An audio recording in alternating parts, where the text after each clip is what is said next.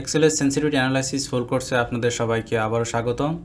আজকে আমরা দেখব কিভাবে ডাটা টেবিল ইউজ করতে হয়।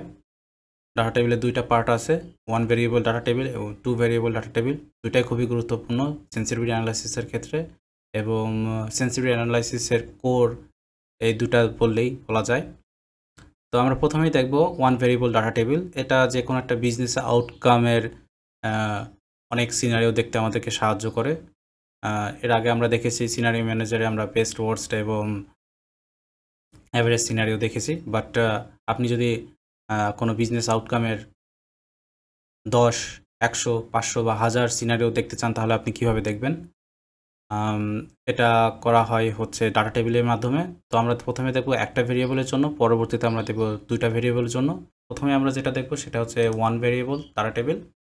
তো এখানে আমি আমার ডাটার একটা ইন্ট্রো দিচ্ছি। সেটা হচ্ছে এটা একটা প্রজেক্ট, নিউ প্রজেক্ট, একটা প্রোডাক্ট ডেভেলপমেন্টের, এবং এটার 4টা ফেজ আছে এবং 4 ফেজে 4 রকমের কস্ট আপনারা দেখতে পাচ্ছেন। এবং কস্টগুলো হচ্ছে সিমুলেটেড করা, অর্থাৎ এর মধ্যে আরও কিছু ফর্মুলা দেওয়া আছে, সিমুলেটিং ফর্মুলা, এবং এদের টোটাল প্রত্যেক ফেজে টোটাল কস্ট দেওয়া আছে। এবং ফাইনালি আমরা দেখতে পাচ্ছি টোটাল কস্ট হচ্ছে 78.5 মিলিয়ন। তো আপনাদের বিজনেস নির্বাহের ক্ষেত্রে আপনাদের নিজস্ব কিছু ভেরিয়েবল থাকতে পারে, এবং সেটা ফাইনাল আউটকামটাকে আপনারা হচ্ছে 1000 বার বা 500 বার বা 10 বার বা 100 বার তার ডিফারেন্ট ভ্যালু দেখতে চান, আসলে আউটকামটা কেমন হচ্ছে এবং বিজনেস ডিসিশনের জন্য। তো এই ক্ষেত্রে আপনারা যেটা করবেন যে আপনাদের যে আউটকাম, যেটাকে আপনারা অনেকবার দেখতে চাচ্ছেন সেন্সিটিভিটি অ্যানালাইসিসের জন্য, সেটাকে এইভাবে সেট আপ করবেন। এই ক্ষেত্রে আমার কিউমুলেটিভ কস্ট, এবং আমি 10টা সিনারিওর ক্ষেত্রে এখানে দেখাবো। আপনারা যদি 100 বা 1000 সিনারিও দেখতে চান, তাহলে এইভাবেই 1 থেকে 1000 সিনারিও দেখতে চান, তাহলে 1000 পর্যন্ত আপনাদেরকে টাইপ করতে হবে। তো টাইপ করা তো আসলে সম্ভব না, আপনারা ফর্মুলা ইউজ করবেন। ফর্মুলা ইউজ করে হচ্ছে 1 থেকে একদম 1000 পর্যন্ত যাবেন। সেক্ষেত্রে আপনারা যেটা করতে পারেন যে ইকুয়াল সাইন দিয়ে আপনারা হচ্ছে +1 দিবেন, দিয়ে এটাকে ড্র্যাগ ডাউন করবেন, তাহলে হয়ে যাবে। তো এই ক্ষেত্রে আমি টাইপ করছি 10টাই। তো আমি যদি আপনাকে দেখিয়ে দিই আপনি কীভাবে করবেন। তো প্রথমে আপনারা 1 দিবেন, 1। পরবর্তীতে আপনারা যেটা করবেন সেটা হচ্ছে আগের সেলের সাথে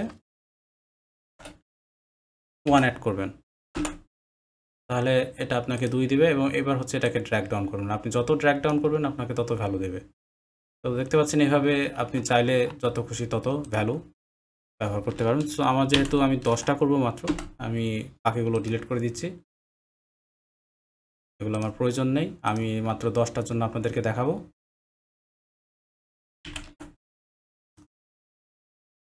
উপরে চলে যাচ্ছি। তো 10টার জন্য যদি দেখাতে হয়, প্রথমে আমাকে হচ্ছে এটা রেফারেন্স দিতে হবে। রেফারেন্স দিয়ে ফাইনাল যে আউটকামটা রেফারেন্স দেওয়ার পরে আমাকে পুরোটা যে কয়টা সিনারিও আমি দেখতে চাচ্ছি, 10টা সিনারিও, সেই 10টা সিনারিও আমাকে সিলেক্ট করতে হবে। আপনি যদি 1000টা দেখতে চান, তাহলে আপনাকে 1000 পর্যন্ত এইভাবে ট্র্যাক ডাউন করতে হবে, যেটা আপনি কন্ট্রোল শিফট ডাউন অ্যারো দিয়ে একবারই করতে পারবেন।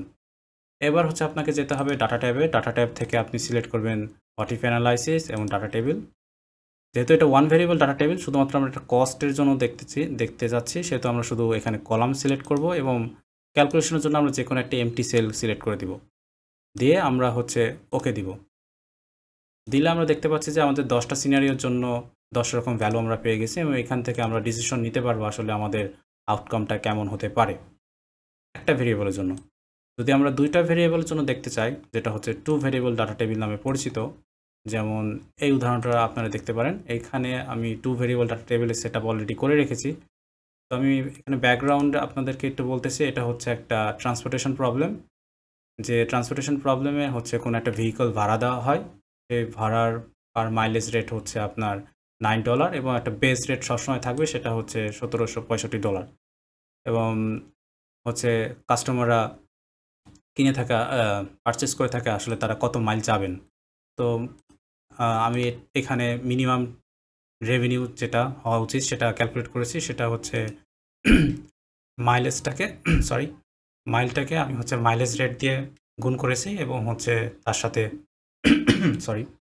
সাথে হচ্ছে বেজ রেটটা যোগ করে দিয়েছি। এতে আমরা হচ্ছে আপনার মিনিমাম যে ট্রিপ রেভিনিউ সেটা পেয়ে গেছি। কিন্তু আমরা দেখতে চাচ্ছি যে এই বেজ রেটের পরিবর্তন এবং হচ্ছে মাইলেজ রেটের পরিবর্তনের সাথে আমাদের মিনিমাম ট্রিপ রেভিনিউ যেটা সেটা কিভাবে পরিবর্তন হচ্ছে আমাদের অপটিমাম ডিসিশনের জন্য। তাহলে সেই ক্ষেত্রে আমরা কি করব?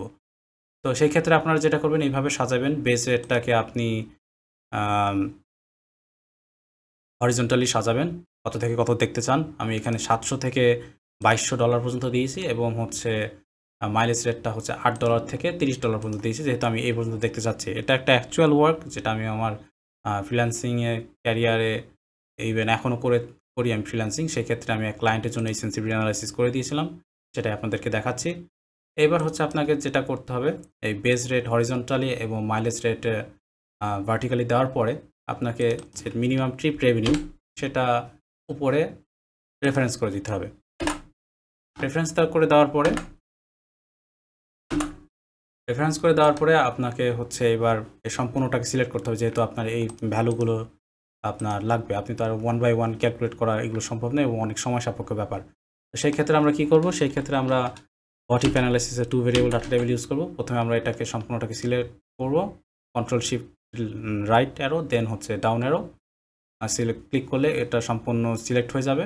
দেন আমরা ডাটা টেবিলে যাব, ডাটা ট্যাবে যাব, তারপর হোয়াট ইফ অ্যানালাইসিস এবং ডাটা টেবিল।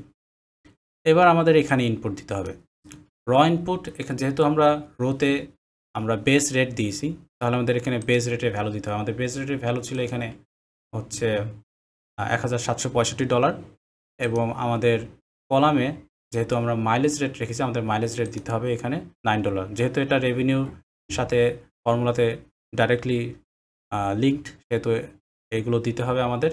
তাহলে হচ্ছে এক্সেল এই সম্পূর্ণ টেবিলটাকে অটোমেটিক ক্যালকুলেট করে ফেলবে।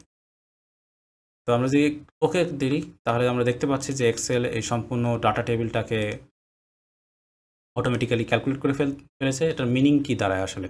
আমরা যদি একটা পার্টিকুলার ভ্যালু সিলেক্ট করি, যেমন এটা, এখানে আমরা দেখতে পাচ্ছি যে মিনিমাম ট্রিপ রেভিনিউ যখন হচ্ছে $1500, তখন তার বেস রেট হচ্ছে 1200 এবং তার মাইলেজ রেট হচ্ছে $20। তো এখান থেকে আপনি আপনার ক্রিটিক্যাল ডিসিশন নিতে পারেন। তো এটা এখন যদি টেবিলটা বড় হয়ে যায় তখন আমাদের দেখতে অসুবিধা হয়, তখন আমরা এটাকে কাস্টম কন্ডিশনাল ফরম্যাটিং করে থাকি।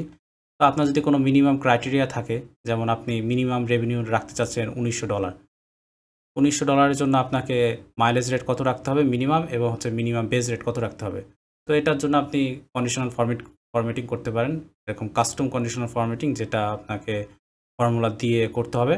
তো এখানে আপনি দেখতে পাচ্ছেন যে গ্রিন দিয়ে আমি কাস্টম কন্ডিশনাল ফরম্যাটিং করছি, যে $1900 মিনিমাম হতে হলে আপনাকে হচ্ছে $1600 বেস রেট রাখতে হবে আর মাইলেজ রাখতে হবে $20। তো আমরা দেখতে পাচ্ছি যে $1900 কাছাকাছি সেগুলো গ্রিন আকারে দেখাচ্ছে, 1895 এবং 1905, আর বাকিগুলো রেড। এই পাশে আমি লেফট সাইডে সব ইয়েলো রেখেছি। তো আপনি এইভাবে কাস্টম কন্ডিশনাল ফরম্যাটিং করতে পারেন, করে যেটা ভিজুয়ালি অ্যাপিলিং হবে এবং আইডেন্টিফাই করতে সহজ হবে। তো নেক্সট ভিডিওতে আমি দেখাবো কীভাবে আপনারা এই কাস্টম কন্ডিশনাল ফরম্যাটিং করতে পারেন। তো আজকে এই পর্যন্তই, নেক্সট ভিডিওতে দেখা হবে আবার। আর যারা হচ্ছে এখনও আমার চ্যানেলে সাবস্ক্রাইব করেনি, please subscribe to my channel. Thank you for your support. See you in the next video. Thank you. Bye bye.